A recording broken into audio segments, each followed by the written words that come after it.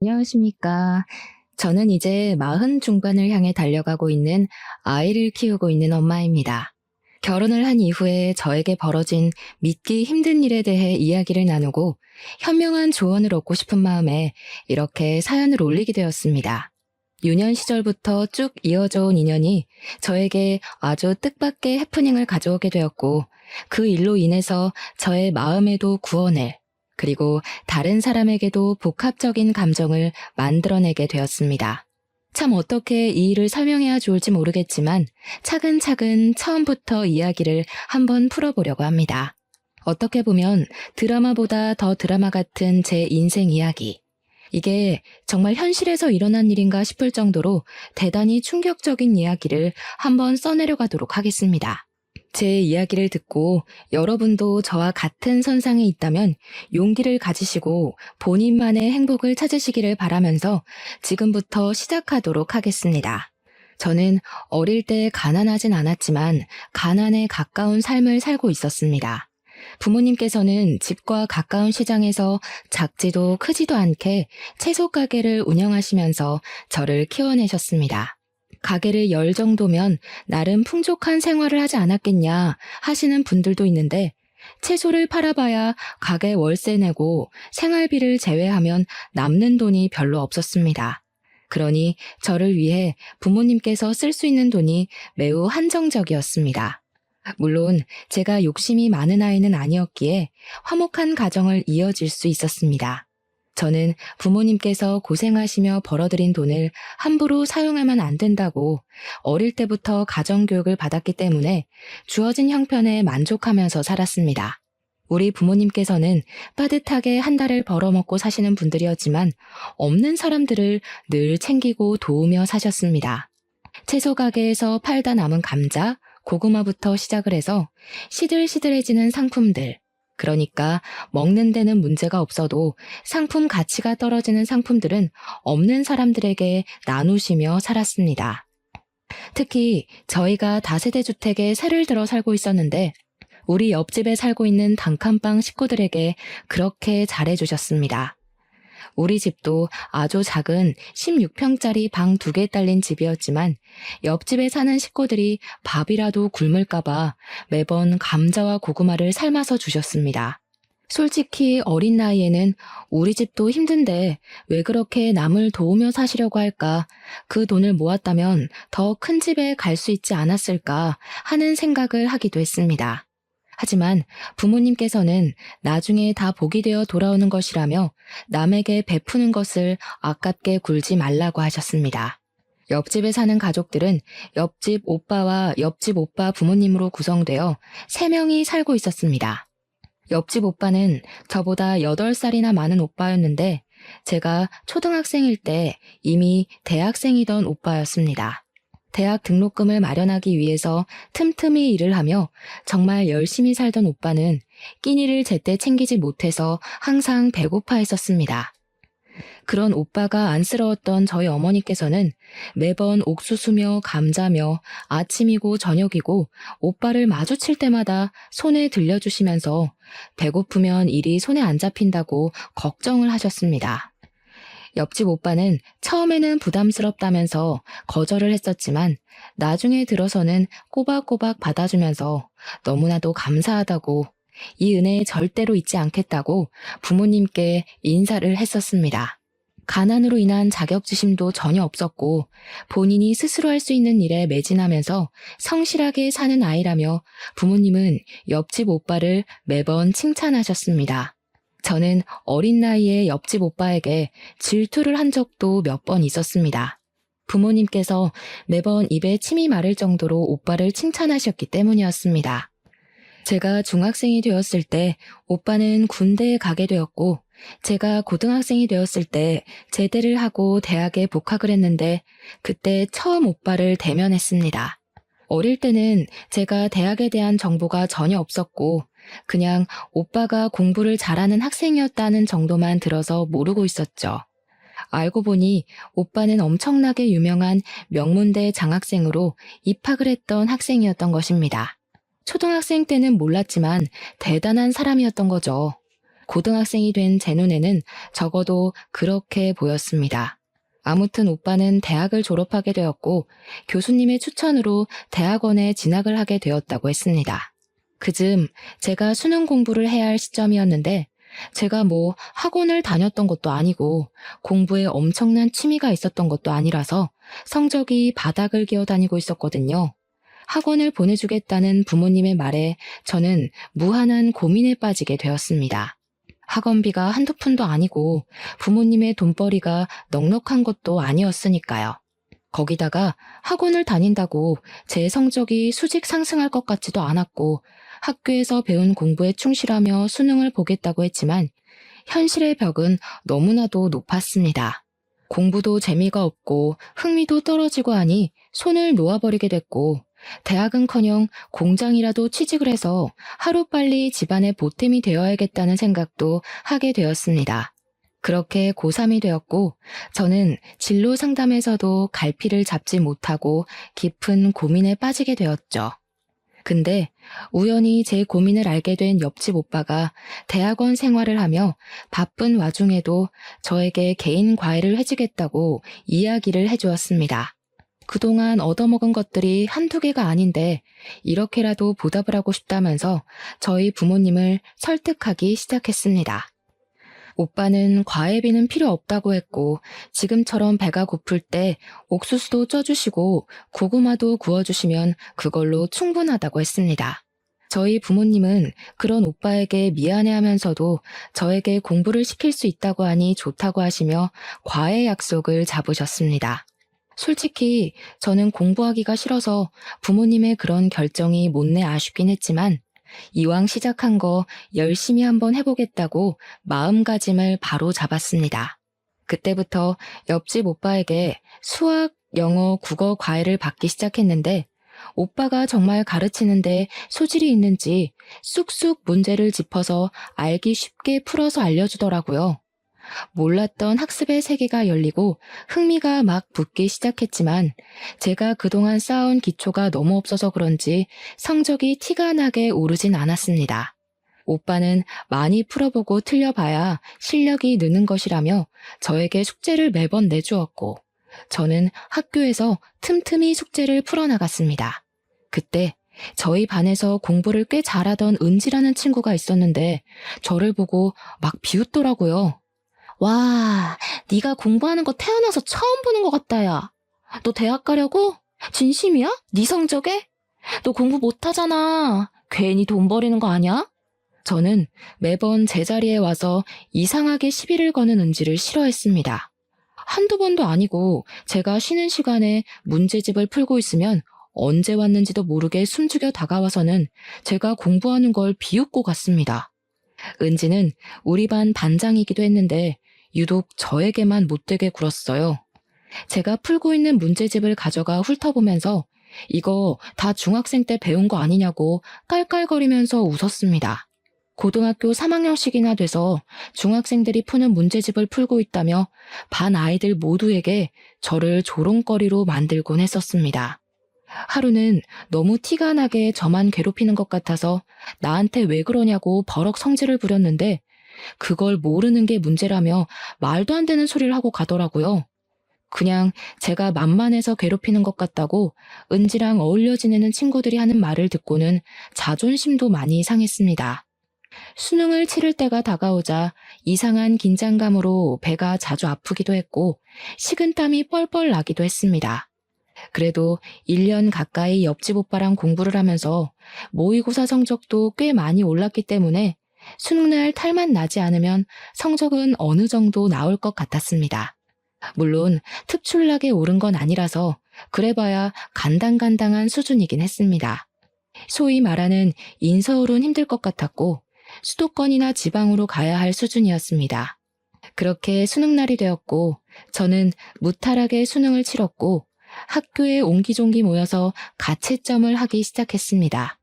예상했던 것보다 성적이 잘 나왔지만 아무리 생각해도 서울에 있는 4년제 대학은 가지 못할 것 같아서 조금 서글퍼졌습니다. 이럴 줄 알았으면 미리 공부를 할 걸 그랬다 하는 생각도 했고요. 명문대에 다니는 옆집 오빠가 열심히 알려줬는데 성적이 높지 못해 미안한 마음도 들었습니다. 은지는 제 옆에서 일부러 들으라는 듯이 전체 1등급이 나왔다면서 자기는 서울 명문대에 합격할 것이라고 자랑을 했습니다. 수능이 끝났으니 이제 자유라는 생각이 들어서 신나게 노느라 바빴던 어느 날 어머니께서 저에게 빨리 집으로 들어오라는 연락이 왔습니다. 잘 놀고 있는데 부른다며 투덜대며 집으로 들어갔는데 집안 공기가 이상하더라고요. 어머니께서는 저에게 까만 옷을 던져주셨습니다. 빨리 갈아입으라고 처연하게 이야기를 하시는데 느낌이 쎄해서 옷을 갈아입고 어머니를 따라 나섰습니다. 그런데 저를 끌고 장례식장으로 가길래 저는 덜컥 심장이 내려앉는 기분이 들었습니다. 저희 아버지에게 무슨 일이 생긴 건가 했는데 장례식장에 옆집 오빠 혼자서 자리를 지키며 울고 있는 게 아니겠습니까? 영정사진을 보니 옆집 오빠의 부모님의 얼굴이 있더라고요. 사고가 나서 두 분이 한날 한시에 돌아가시게 되었다는 소리를 듣고 얼마나 깜짝 놀랐는지 모릅니다.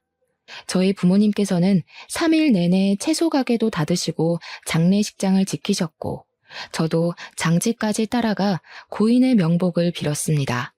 옆집 오빠는 엉엉 소리를 내며 울면서도 저희 가족에게 고마워했습니다. 그렇게 며칠을 빠짐없이 옆집 오빠를 챙기고 상심이 클까 챙겼었는데 장례를 치른 지 3개월이 되지 않아서 옆집 오빠가 저희 집을 찾아왔습니다. 대학원 교환학생 프로그램에 선정이 되어서 아주 좋은 기회를 얻게 되었다고 학교에서 보내주는 유학길에 오르게 되었다고 했습니다. 저희 가족은 진심으로 축하를 해주었고 오빠는 살던 집과 살림살이 모두 처분하고 미련 없이 유학길에 오르게 되었습니다. 한동안은 연락이 닿았지만 그것도 오래가지 못했고 옆집 오빠와의 인연은 그렇게 끊어지게 되었습니다. 저는 지방에 있는 대학으로 입학을 하게 되었고 저희 부모님은 여전히 그 자리에서 채소 가게를 운영하며 사셨습니다. 대충 성적에 맞춰서 대학과 학부를 골랐던 터라 대학 생활의 재미도 느끼지 못하고 시간만 때우고 있었던 어느 날이었습니다. 제가 지방에 있는 대학에 진학을 했기 때문에 통학을 할 수 없어서 학교 근처 원룸에서 자취를 하고 있었습니다. 자취집에 자주 놀러오는 동아리 친구 한 명이 도예과를 다니고 있었는데 과방에 한번 놀러오라고 해서 할 일도 없고 심심해서 과방을 찾아갔습니다. 도예과 친구들이 물레를 가지고 흙으로 도자기를 빚으며 과제에 제출할 작품들을 만지고 있는데 이상하게 재미가 있어 보이더라고요. 친구가 곧 시험과 제출을 해야 해서 도자기를 만들어야 한다고 물레를 밟으며 저와 이야기를 하는데 이야기에 집중이 되지 않고 자꾸 물레가 눈에 밟히는 겁니다. 그래서 친구에게 나도 한 번만 해보면 안 되냐고 너무 재미있어 보인다고 물어보니까 친구가 막 웃더라고요. 이게 강약 조절이 엄청나게 필요한 작업이라면서 분명 모양이 휘고 이상해져서 마음처럼 안 될 거라고 한번 해보라고 했습니다. 친구가 밟았던 느낌을 최대한 살려보면서 손으로 이리저리 모양을 매만지는데 그럴듯하게 나오더라고요. 그래서 와 너무 재미있다 하는데 친구가 저를 멍청한 얼굴로 보고 있더라고요. 야, 이거 한 번에 이렇게 하는 사람 처음 봐. 너 이쪽에 소질 있는 거 아니냐? 내가 원래 잡기에 능하긴 하는데 손재주도 있는 편이라고 하더라. 나도 한번 해볼까? 어떤 거 같아? 그때 당시 천재라는 타이틀에 전 국민이 목매달던 시절이라 그런지 저와 친구는 패기 있게 도예과 교수님을 만나러 갔고 친구는 침을 튀기며 이야기를 했습니다. 20살의 패기였을까요? 지금 생각해보면 고작 물레 한번 돌린 것으로 교수님을 찾아가서 소질이 있네만의 이야기를 했다는 게 너무나도 부끄럽습니다. 하지만 어린 나이에 치기 어린 패기를 교수님께서 예쁘게 봐주신 덕분에 저는 교수님 앞에서 물레를 밟으며 도예를 시작할 수 있었습니다. 몇 주간 실습하는 곳에서 도둑 강의를 들으며 손맛을 익혔더니 교수님께서 진짜 소질이 있는 것 같다고 전과를 해볼 생각이 없냐고 하셨습니다. 그냥저냥 인문과에서 갑자기 도예과로 전과가 가능할까 싶었는데 지방에 있는 학교라 그런지 해달라는 거 다 해주더라고요.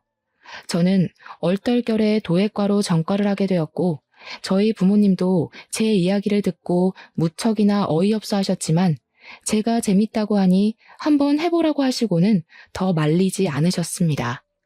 저는 충동적인 결정임에도 불구하고 4년을 도예과에 다니면서 실력이 쑥쑥 늘기 시작했고, 원래 도예과 특성상 취업이 힘든 편임에도 불구하고 교수님의 추천서를 받아냈습니다.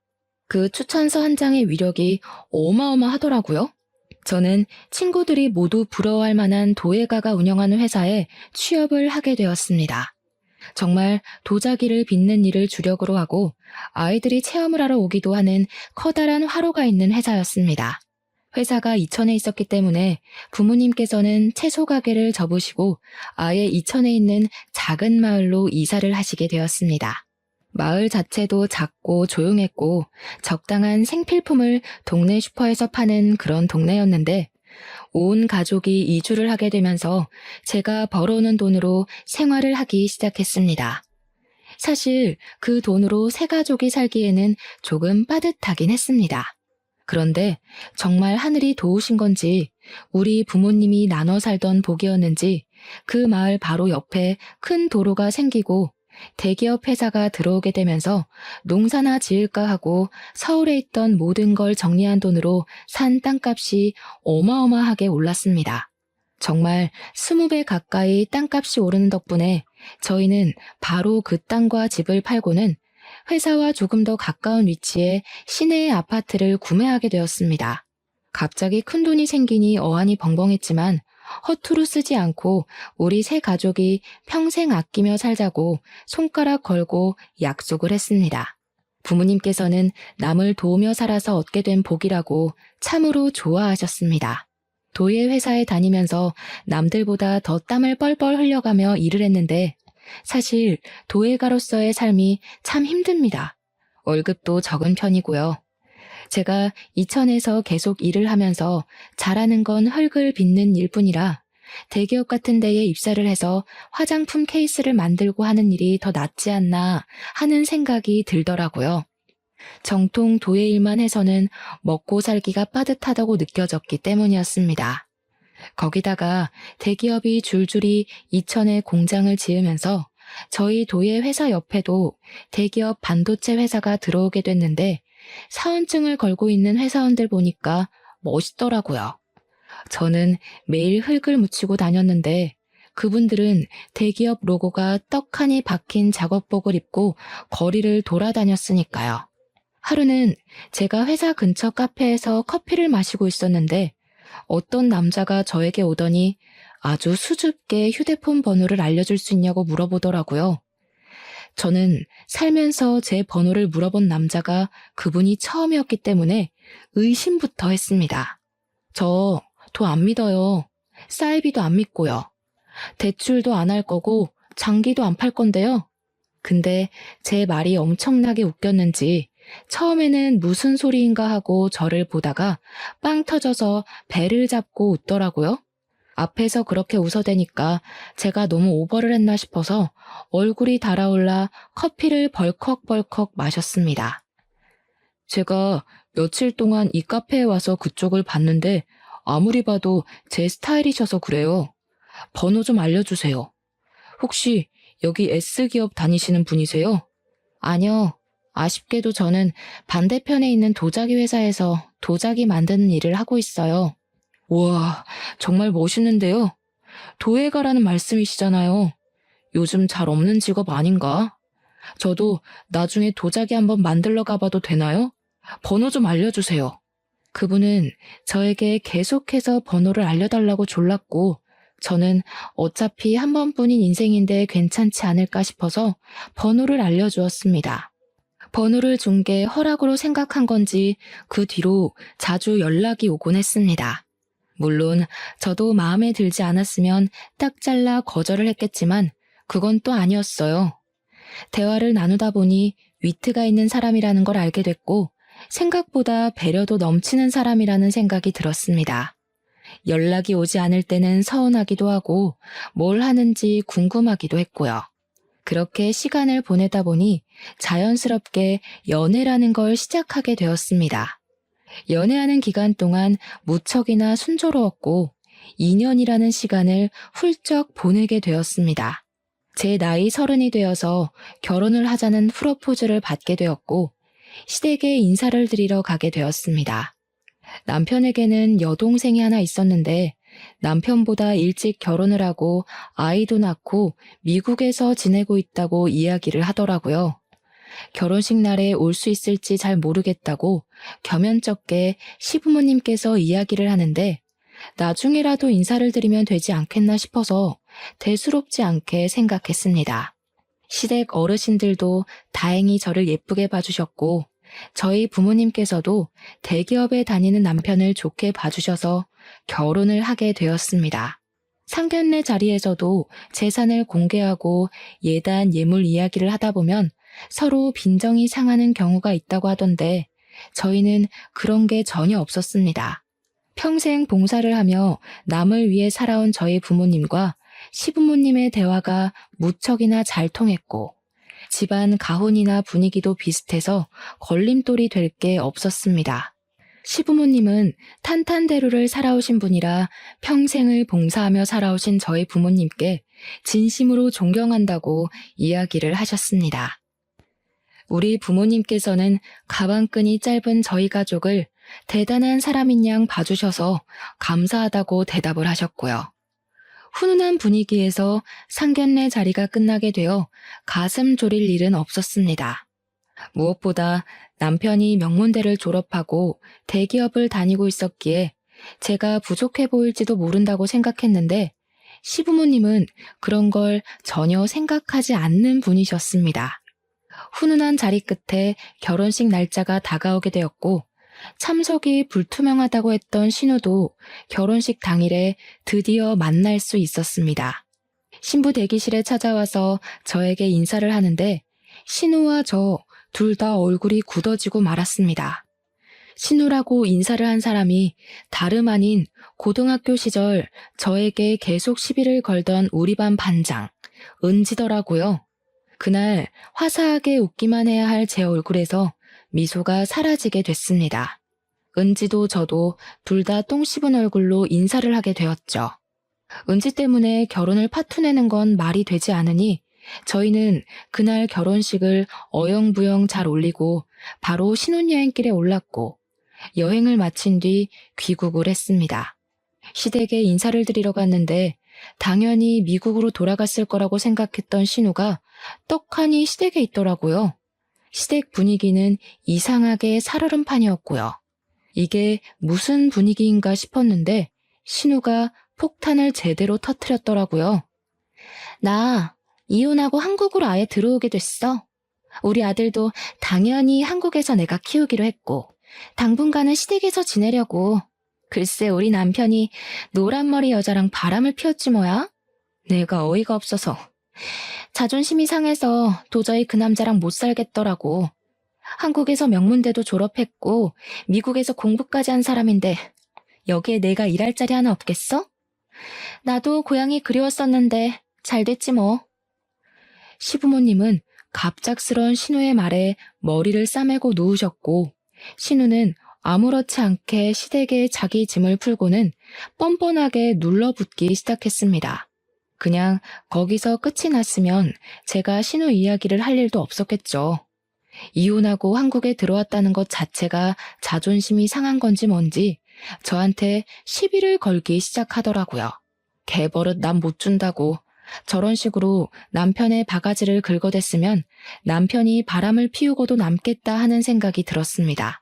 그러고 보니까 현아 네가 우리 반 밑바닥 성적을 깔아준 덕분에 내신에서 이득 본 친구가 좀 있지 않았니? 너 대학도 지방대 나왔지? 시댁에 가기만 하면 살살 긁어대는 통에 이걸 들이박을까 말까 고민을 했는데 매번 시부모님과 남편이 제 편을 들어주면서 신우에게 쓴소리를 했습니다. 대학을 어디 나왔고 성적이 어떻든 간에 지금 잘 먹고 잘 살면 아무 문제가 없다는 식으로 말입니다. 그럴 때마다 은지는 결과가 최고라는 마인드로 사니까 우리나라에 발전이 없는 거라면서 과정도 중요한 거라고 자기 주장을 펼치더라고요. 고등학교 시절에는 내가 적성에 맞는 걸 찾지 못해서 고생하긴 했지. 다행히 대학에 가서 나에게 맞는 일을 찾게 됐어. 지금은 도예가로 일을 하고 있는데 생각보다 일도 재미있고 먹고 살 만큼은 벌면서 살아. 얘, 너무 웃긴다. 학교 다닐 때 돌머리라고 구박 엄청 받더니 흙을 다루면서 일을 하네? 천생연분이다, 야. 돌머리? 너 말이 너무 심한 거 아니니? 어디 신우한테 너너거리면서 이야기를 해? 또박또박 말대꾸 하지 마. 따지고 보면 내가 올케 언니지. 너희 오빠랑 결혼한 거 몰라서 그래? 너나 선 지키면서 굴어. 제가 틀린 말을 한 건 아니니까 입을 삐죽 내밀고는 무시하더라고요. 그 이후에도 제가 시댁에서 뭐 요리를 하다가 실수를 하거나 하면 돌머리라서 그런 거라고, 지방대 출신이라서 잘하는 게 없다고 저를 깎아내리고 비웃었습니다. 하루는 제가 TV 프로그램에 나온 영어 단어를 읽다가 실수를 했는데 그 발음이 아니라면서 미국도 못 가봤냐고 꼽을 주기도 했고요. 신문 보다가 사자성어가 나왔는데 그 뜻을 몰라서 검색을 하고 있으니 초등학교 때 다 배우는 거 아니냐고, 아는 게 뭐냐고 시비를 걸기도 했습니다. 신우가 그런 식으로 하나하나 말꼬리를 잡고 늘어지니까 저도 시댁에 방문하는 것 자체가 스트레스였습니다. 아들과 함께 한국으로 돌아온 신우는 5살밖에 안 된 시조카의 교육에 열을 올리고 있었습니다. 때마침 제가 그즈음 임신을 하게 되었고 양가의 어마어마한 축하를 받게 되었습니다. 신우는 저에게 일찌감치 아이 교육을 어떻게 시킬지 정해야 된다면서 자기를 보고 배우라는 식으로 말을 하더라고요. 근데 저는 생각이 조금 다르긴 했습니다. 공부를 아무리 해봐야 적성에 맞는 일을 찾는 게 더 중요하다는 생각을 했거든요. 제가 친구를 따라 과방에 놀러 가지 않았더라면 제가 과연 도예가의 길을 걸을 수 있는 기회가 있었을까요? 저는 공부가 전부라고 생각하지 않았습니다. 그런데 신우는 그런 제 의견을 깡그리 무시하고는 시조카에게 공부를 하지 않으면 큰엄마처럼 대학도 후진 곳을 나와야 하고 평생 몸을 쓰면서 살아야 한다고 이야기를 하더라고요. 그 이야기를 들은 남편이 신우의 머리채를 잡을 기세로 달려들었는데 제가 말리지 않았더라면 아마 원형 탈모처럼 머리카락이 우수수 빠졌을 겁니다. 신우는 가족들이 불편해하는 걸 알면서도 저를 무시하는 걸 멈추지 않았고 5살밖에 되지 않은 시조카를 영어 유치원에 보내겠다고 난리를 쳤습니다. 그뿐만이 아니라 과외를 시켜야 한다면서 선생을 알아보고 추가 공부를 시킨다고 학원 문도 두들겨 보더라고요. 더 웃긴 건 신우는 일을 하지 않고 있어서 그 돈이 모두 시부모님의 주머니에서 나오고 있었다는 겁니다. 시조카는 국적은 미국 국적이었으나 한국에서 살고 있었음에도 한국말을 제대로 구사하지 못하고 있었습니다. 제가 다른 것보다 국어 공부를 먼저 해야 하는 거 아니냐고, 방문학습이라도 시키는 게 좋지 않겠냐고 넌지시 의견을 보탰죠. 그러니까 저한테 영어가 세계의 공통어인 거 모르냐면서 한글은 크면 자연스럽게 쓰고 읽고 할 수 있다고 차라리 수학 과외를 시키겠다고 하더라고요.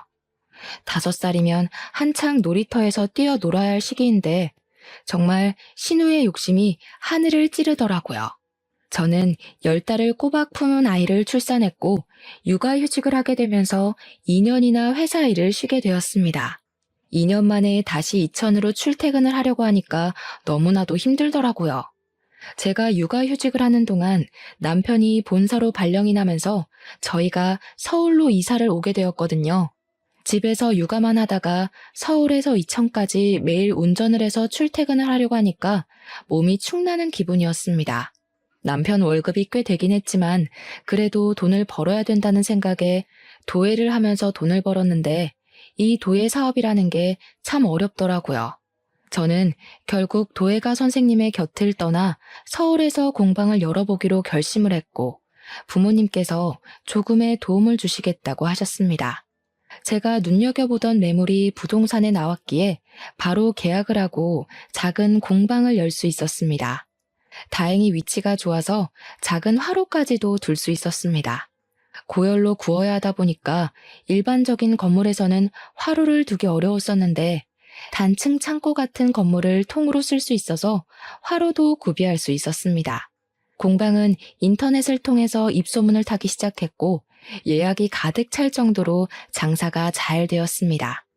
아무래도 서울 한복판에서 그런 체험을 할 수 있는 곳이 없다 보니까 희소성에 대한 가치를 인정받은 셈이죠. 그때 저희 아이는 어린이집을 보내고 있었는데 신우가 또 저에게 시비를 걸더라고요. 어린이집에서 배우는 게 뭐가 있다고 거기를 보내? 적어도 영어 유치원 정도는 보내줘야지. 벌써부터 수준 차이가 나기 시작하잖아. 올케가 지방대를 나와서 그런가? 지방대 나온 친구들은 그냥 어린이집을 보내나 봐? 내 대학 친구들은 죄다 영어 유치원을 보내던데. 우리 조카 불쌍하네. 공부를 잘해야 하는데. 엄마 닮았으면 티가 딱 나겠다. 공부하는 것보다 경험이 더 중요하다고 생각해서 굳이 어릴 때부터 스트레스 주고 싶지 않은 거야. 각자 자식을 교육하는 방법이 있으니까 그런 소린 하지 말았으면 좋겠어. 더군다나 시조카와 우리 아이의 나이 차이가 5살이나 나다 보니까 당연히 배우는 속도나 쌓여있는 지식도 차이가 날 수밖에 없는데도 비교를 하더라고요. 우리 애는 이것도 하고 저것도 하고 그 나이 땐 이미 다 했던 건데 하면서요. 당연히 초등학생의 시조카와 아직 영유아인 우리 아이가 같은 수준이면 문제가 되지 않겠습니까? 지 잘난 맛에 제 말은 하나도 듣지 않고 씹으려 되는데 저도 나중에는 해탈이 되는 건지 전부 다 무시하게 되더라고요. 신우는 시조카가 16살이 되었을 때 대학 시간 강사 일을 하게 되어 나름 교수라며 어깨에 힘을 주고 다니기 시작했습니다. 그게 저희 나이 41살의 일인데 보통 그 나이에는 시간 강사를 잘 안 나가긴 하지만 신우가 공부했던 걸 밀고 나가면서 어렵게 따낸 자리였다고 하더라고요. 신우는 시간 강사로 나가고 있는 대학의 정교수가 되는 것이 목표라며 어떤 수를 써서라도 정교수 자리를 차지하겠다고 했습니다. 제가 열심히 하다 보면 기회가 오지 않겠냐고 했더니 가방끈이 짧아서 이해를 못하는 거라고 비웃더라고요. 저도 말이 곱게 나가진 않아서 어디 한번 열심히 애써보라고 대꾸해줬죠. 시간이 지날수록 공방에는 점점 손님도 줄어들게 됐고 일거리도 잘 들어오지 않게 되면서 공방을 유지하는 게 힘들어지기 시작했습니다. 아무래도 작은 공방이라 한계가 있는 거고 한번 방문했던 손님의 재방문이 잘 이루어지지 않았기 때문이었습니다. 물레를 여러 개 둘 수가 없어서 체험 공방은 대체로 만들어진 틀에 그림을 그려 구워나가는 식으로 이루어졌는데 가격도 비싼 편이고 하다 보니 한 번 체험으로 끝나는 거죠. 취미반 수업을 해도 인원을 많이 받을 수가 없고 기초를 배우고 나면 심화 과정까지 하려는 사람이 없어서 운영이 점점 힘들어졌습니다. 그래도 남편이 대기업을 다니고 있으니 배가 고를 일은 전혀 없었지만 제 일이 잘 안 풀리니까 스트레스를 받긴 하더라고요. 공방이 서울에 있다 보니 월세도 만만치 않았고 무엇보다 손님이 많아야 하는데 그러질 못하고 파리만 날리는 경우도 있으니 앓는 소리가 절로 나오더라고요. 제가 힘들어한다는 걸 알았는지 신우는 시조카에게 저의 험담을 하고 있더라고요. 큰엄마가 공부를 못해서 저런 일을 하는 거라고 돈도 못 벌고 힘들어하지 않냐면서 공부를 잘해야 뭘 해도 편하게 먹고 살 수 있는 거라고 말입니다.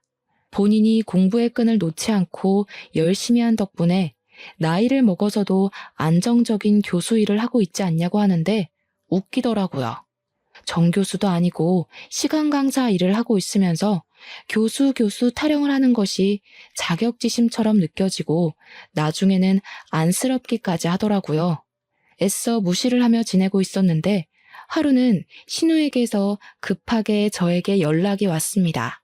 학교에 제출을 해야 할 서류를 두고 갔는데 그 자료가 정직원 채용 원서에 꼭 필요한 것이라면서 저에게 가져다 달라고 하더라고요. 시부모님은 지방으로 골프 여행을 가신 터라 제일 움직이기 쉬운 저에게 부탁을 해왔습니다.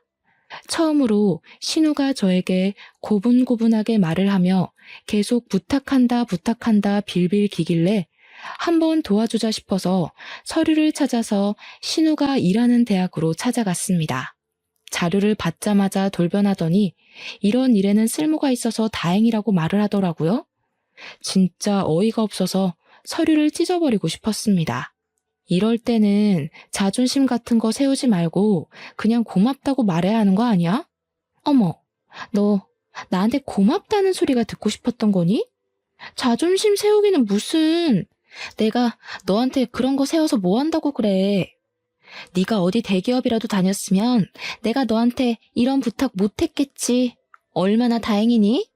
네가 공부를 못해서 한가롭게 공방이나 운영하면서 사니까 이런 부탁도 들어주고, 내가 이 은혜는 평생 잊진 않을게. 갚을지는 모르겠지만 고맙다 얘. 어쩜 이렇게 말을 재수없게 하는 재주가 있는지 모르겠다. 은혜 갚으라고도 안 하니까 걱정하지 마. 걱정은 무슨? 너 요즘 공방도 잘 안 된다며? 이래서 어릴 때부터 공부를 잘하는 게 중요한 거야. 결국 어떻게든 밥벌이 하려면 똑똑해야 한다니까. 우리 아들도 너랑 나를 보면서 제발 정신 차리고 공부 좀 했으면 좋겠다. 내가 그런 건 또 고마워. 너 덕분에 우리 아들에게 현실감을 알게 해줄 수 있어서. 제가 기가 막혀서 부들부들 떨고 있는데 뒤에서 누가 헛기침을 하더라고요. 신우와 저는 입씨름을 하느라 뒤에 누가 찾아온 것도 모르고 있었습니다. 신우를 향해서 준비 다 됐냐고 물어보는데 이상하게 낯이 익더라고요. 신우가 갑자기 쩔쩔매면서 언제 오셨냐고, 안 그래도 지금 서류 준비를 다 했다면서 학과장님 하면서 콧소리를 내는데 그분이 저를 빤히 보더니 놀란 눈을 하셨습니다. 너 혹시 효나니? 땡땡동 살던 채소가게. 자세히 보니까 저에게 공부를 가르쳐 주었던 우리 옆집 살던 오빠였습니다. 저는 너무 놀라서 오빠 맞냐고 반가움에 방방 뛰었더니 어떻게 여기서 다 보냐고 반갑다고 신우를 무시하고 저에게 달려와 제 손을 잡더라고요.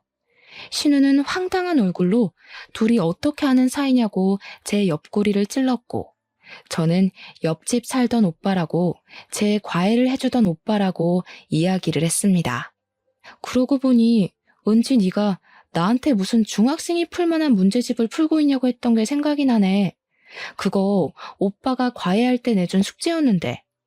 오빠 덕분에 대학도 못 갈 것 같았던 내가 대학도 가고 거기서 적성도 찾아서 지금은 도예가로 일하고 있어요. 내가 학교 다닐 때 언제 그랬다고. 참나. 아무튼 인연이 닿으려고 하니까 이렇게 닿네요, 학과장님. 신기하죠? 근데 옆집 오빠는 이미 신우가 저에게 뾰족하게 날을 세우고 했던 말들을 모조리 들었던 것 같습니다. 표정을 굳히고는 풀지 않더니 신우가 내민 서류를 다시 신우 손에 들려주더라고요. 내가 추천서에 사인을 해주긴 좀 어려울 것 같네. 거기다가 내 가족이나 다름없는 사람에게 그런 말을 뱉는 걸 보니 인성도 별로인 것 같구먼. 그런 사람이 대학 강단에 서서 어떻게 아이들을 바른 길로 인도할 수 있겠나? 사회의 모범이 되어야 할 사람인데 말이야. 갑자기 이러시는 게 어디 있어요. 가족이나 다름없는 사람이라뇨. 얘랑 가족은 전데요? 그럼 저랑도 가족이잖아요. 우리가 언제부터 가족으로 묶인 사이였니? 항상 네가 날 무시하고 깎아내리기 바빴지. 오빠, 어떻게 지내셨길래 여기서 학과장을 하고 계신 거예요? 저희 부모님은 채소 가게 접으신 지 오래됐어요. 지금은 이천으로 이사를 가셨고요. 일이 술술 잘 풀리는 덕분에 지금은 노후를 즐기면서 보내고 계세요. 안 그래도 한국에 들어오고 나서 얼마나 찾았는지 몰라. 가게도 사라지고 집도 이사를 하고. 여기서 이러지 말고 커피 한잔 하러 가지. 신우가 발을 동동 구르면서 따라오다가 옆집 오빠가 왜 따라오냐고, 무슨 볼일이 더 남았냐고 차갑게 이야기를 하자 그 자리에 우뚝 서더라고요. 신우가 울상이 되어서 저를 바라보는데 얼마나 고소하던지 20년 묵은 체증이 확 내려가는 듯한 기분이 들었습니다. 옆집 오빠는 미국으로 유학을 가게 된 이후에 학교에서 내어준 장학금으로 미국의 유명 대학원을 졸업했다고 했습니다. 한국으로 돌아와 강사 일부터 시작해서 지금은 학과장까지 오르게 되었다고. 옆집 오빠가 연구하는 분야에서는 영향력이 있는 사람이 되었다고 하더라고요. 대기업 같은 곳에서 초청 강의 제안도 들어오고 하루가 어떻게 돌아가는지 모르게 바쁘게 살고 있다고 했습니다. 나름 인터넷에 이름을 검색해도 나온다면서 너스레를 떠는데 저는 참 오빠를 단 한 번도 찾아볼 생각을 하지 못했네요. 부모님께 전화를 걸어서 옆집 오빠와 연결을 해주기도 하고 오랜만에 만나서 정말 즐거운 시간을 가지게 되었습니다. 그날 이후 신우는 정교수가 되지 못했다면서 저를 원망하기 시작했고 도를 넘어서는 바람에 시댁에서도 구박덩어리가 되었습니다. 당연히 다니던 학교 시간 강사 일에서도 밀리게 되어서 백수나 다름없는 인생을 살게 되었습니다. 저에게 히스테릭하게 굴 때마다 시부모와 남편이 옆에서 제 편을 들어주니 신우는 점점 망가지고 말았습니다. 신우는 모든 스트레스를 시조카에게 풀기 시작했고 문제를 하나라도 틀리면 너 죽고 나 죽는 거다 하면서 시조카를 압박하기 시작했습니다. 자기보다 훨씬 공부를 잘해야 하고 명문대 아주 귀에 피딱지가 않도록 노래를 부른 거죠. 기말고사를 본 시조카는 성적이 원하는 대로 나오지 않자 스트레스를 견디지 못하고 그만 이대로 세상을 뜨겠다고 나쁜 시도를 하고 말았습니다. 새벽에 갑작스러운 시부모의 연락에 남편과 저는 혼비백산하여 응급실을 찾았고 거기서 파리해진 신우를 만날 수 있었습니다. 너 이런 식으로 애한테 스트레스 주고 할 거면 차라리 애를 네 남편에게 보내. 너 때문에 이게 무슨 일이야. 신우는 하염없이 눈물을 뚝뚝 흘리면서 어떻게 그런 소리를 할 수 있냐고 횡설수설했습니다. 내가 정신병이라도 걸린 것 같냐? 애를 왜 남편한테 보내려고 하냐? 내가 죄인이다 하면서 알아듣지 못할 말을 마구마구 쏟아냈습니다. 저는 신우가 미웠고 재수없었고 불행하길 바랬지만 시조카가 다치길 원하진 않았습니다. 신우가 나한테 화풀이하던 걸 조카에게 하니까 이렇게 된 거지. 세상 일이 어떻게 신우 맘대로 되겠어? 이제 좀 내려놔. 시조카가 공부를 못하는 것도 아니고 잘하는데 왜 그렇게 애를 압박하고 그래? 한참을 울던 신우가 자기 혼자 있고 싶으니까 다들 집에 가서 기다리라고 하더라고요. 며칠 입원해 있는 동안 신우는 시조카 옆에서 1분도 떨어지질 않았습니다. 그리고 시조카가 퇴원을 해서 시댁에 오니 신우가 갑자기 가족들을 불러다 놓고 고개를 숙이고 사과를 하더라고요. 그동안 괜한 비교질해가면서 올케 언니 무시한 거 미안해. 내가 사람을 급으로 나누고 상처 줘서 미안해. 나 이제 욕심 부리지 않고 우리 아이가 하고 싶은 거 하면서 살 수 있게 노력할 거야. 그러면서 애한테 욕심 부리며 살지 않겠다고 공부가 전부가 아니라는 걸 너무 늦게 깨달았다고 하더라고요. 며칠이나 가려나 했는데 신우는 정말 굳은 결심을 한 건지 그 뒤로 저희 부모님을 따라서 보육원과 고아원에 봉사를 하러 다니더라고요. 사각지대에 놓인 아이들 중에서 공부를 하고 싶어하는 애들을 위해 교육을 시키고 있습니다. 할 줄 아는 게 이것밖에 없다면서 사교육을 한 번도 받아보지 못한 애들을 불러다 놓고 공부에 관심 있어 하는 애들에게만 공부를 가르치면서 시간을 보내더라고요. 신우는 점점 마음의 치료를 받고 있는 중이고 저는 그런 신우를 멀리서 응원하며 지켜보고 있는 중입니다. 가까이 하기엔 아직까지 제가 받은 상처가 깨끗하게 씻기질 않았네요. 앞으로 저도 신우를 용서할 수 있는 날이 오겠죠. 그날이 오면 같이 속을 드러내놓고 술이라도 한잔 해보려고 합니다. 그러니 그날이 올 때까지 제가 신우를 용서할 수 있도록 노력해보도록 하겠습니다. 감사합니다.